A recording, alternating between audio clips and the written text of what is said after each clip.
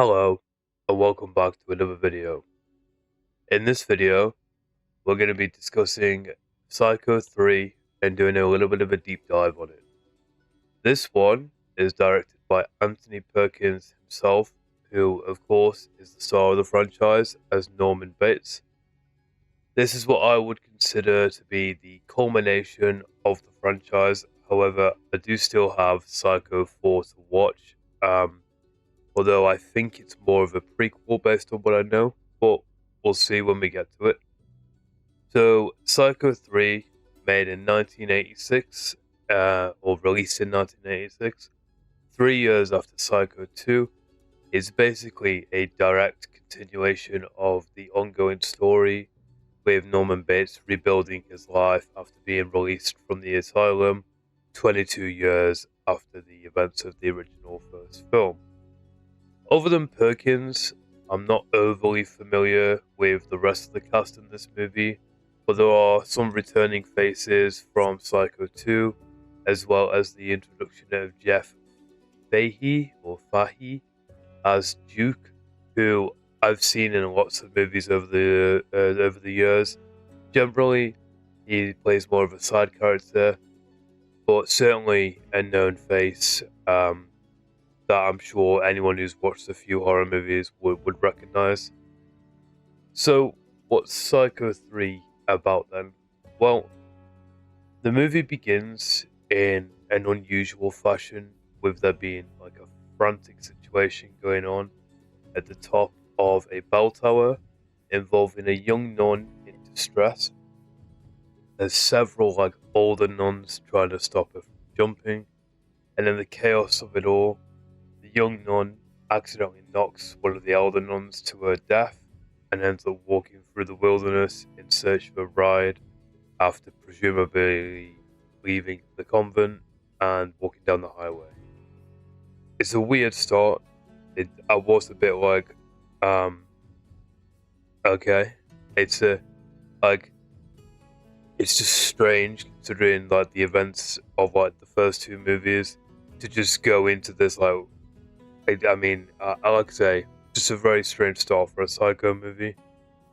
Um, Things become a bit clearer, though, after she encounters a cocky dude called Duke, who tries to take advantage of her in his car, and before you know it, both of them end up at the legendary Bates Motel, and Norman is on hand to meet them and give them a room and all that jazz, offers Duke a job as the receptionist at the motel. And as we further find out, Norman becomes visibly shocked by the appearance of the young nun, who we later discover is called Maureen. She bears a remarkable resemblance to Marion Crane, who he murders in the original Psycho movie, and it triggers some internal trauma for him, especially as her last name gives her the initials MC, making him believe that Marion Crane has somehow returned from the grave to torment him. Speaking to Mother, he voices his concerns and is told by her to kill Maureen and get rid of her body. All the while this is happening, though, there's a reporter sniffing around Norman and the motel, trying to find evidence that he's involved in the disappearance of Emma Spool, the supposed real mother of Norman, who he killed at the end of Psycho 2. A lot of this movie deals with the back and forth between Maureen and Norman, as both of them struggle with their like sexual urges towards each other. His obviously being repressed by trauma involving his mother and his split personality disorder, and hers being suppressed by her commitment to God and obviously her beliefs and teachings while being in the convent. It is this tug of war in Norman that really adds to the depth of the movie in a way that I don't really think Psycho 2 fully understood or showed. That movie treated Norman as a man trying to be normal, whereas Psycho 3 fully commits to the idea that Norman is completely unhinged due to his split personality disorder and the duality of the mother personality with his own desire to be free and able to engage with his own feelings and thoughts is really what makes the original movie and this one stand out, in my opinion. Going back to the plot though, as the movie progresses, Mother becomes jealous and increasingly aggressive and ends up killing a young woman staying at the motel, along with a load of drunk sports fans, which leads to a far-fetched encounter that I would say, where the sheriff shows up in the morning after the reporter tries to tell him that Emma Spool's body is in Norman's house, which we obviously know that it is because he places her in the same chair that Mother was in originally.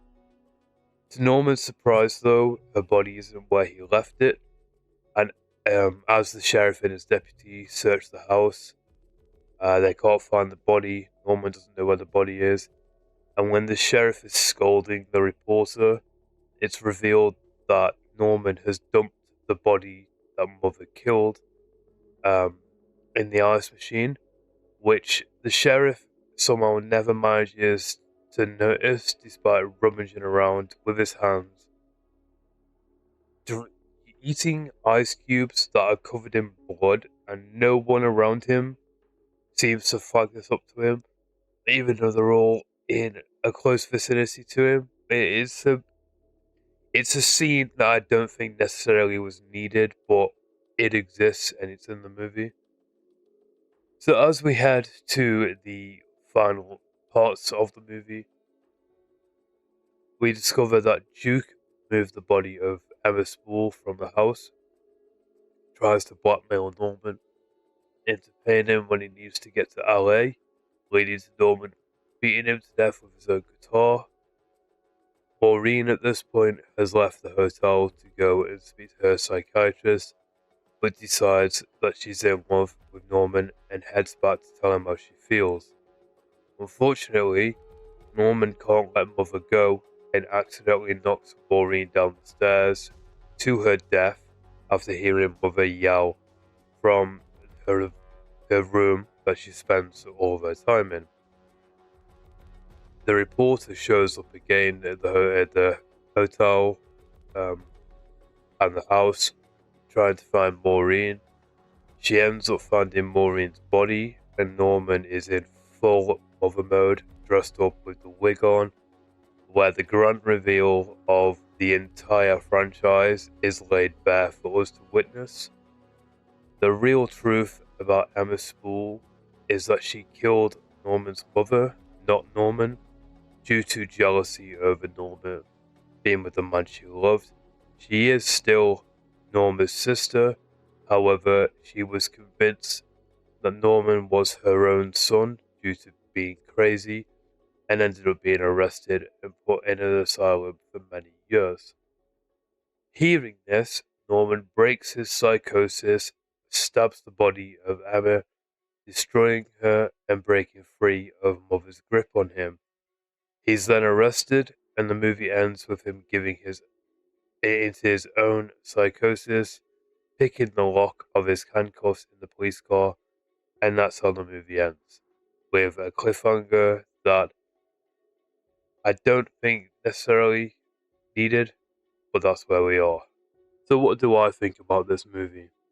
Well, overall, this is a massive improvement over Psycho 2 due to it actually being closely tied to the themes of the original movie, where Mother's personality becomes dominant when she feels threatened by the presence of another woman that Norman is attracted to. Psycho 2 spent too much time trying to make Norman feel like a normal person instead, which to me completely negates the more interesting aspects of his character. There are faults with this one though, just as there were with 2. I think it's more to do with the time that these movies were made, right in the middle of the 80s, which was a different era of horror where things were happening thick and fast all the time in these movies.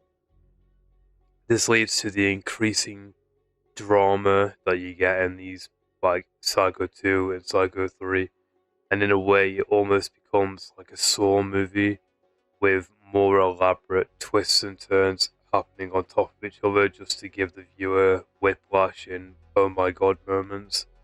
Like, if you think about it, in the space of 2 movies, and really a movie in like the final 10 minutes of Psycho 2, you get the twist that Norma wasn't Norman's real mother.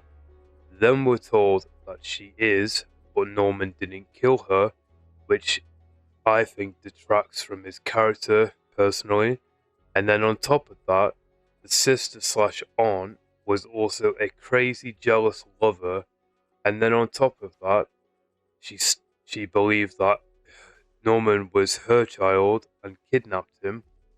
And then we get the final reveal that Norman isn't free from Mother's influence after destroying the taxidermy version of Emma Spool, and he's now just a psycho in general now, with an unneeded cliffhanger of him lockpicking the handcuffs in the police car with the traditional smile that he has. I think it's just too much, and it takes away from the subtlety of the storytelling in Hitchcock's original. He managed a lot with a bit of nuance, and that is seriously lost in these 2 sequels, where they believe more is better, which it does add to the overall like narrative, backstory, and lore of the franchise. However, it's executed in a way that, in my opinion, it comes across quite cheesy, and to be honest, it's a bit sloppy at times. However, I would definitely rate this higher than the second one. With a rating out of 5, I'd probably give it something like a 3 out of 5, 3.5 out of 5. Because like I said, it actually engages in some of the more interesting themes of Norman and Psycho in general. And I love that it went back to its roots in that regard. So again, thank you for watching. Hope you enjoyed it. And I'll see you in the next one, where the final part of the series will take a look at Psycho 4 and probably just do an overall exploration of the franchise as a whole. Maybe touch on Bates Motel, the TV show, and maybe a little bit of discussion about the, I think, 1997 Psycho remake, which very strange film, very strange. But we'll get to that in the next video, so I'll see you in the next one.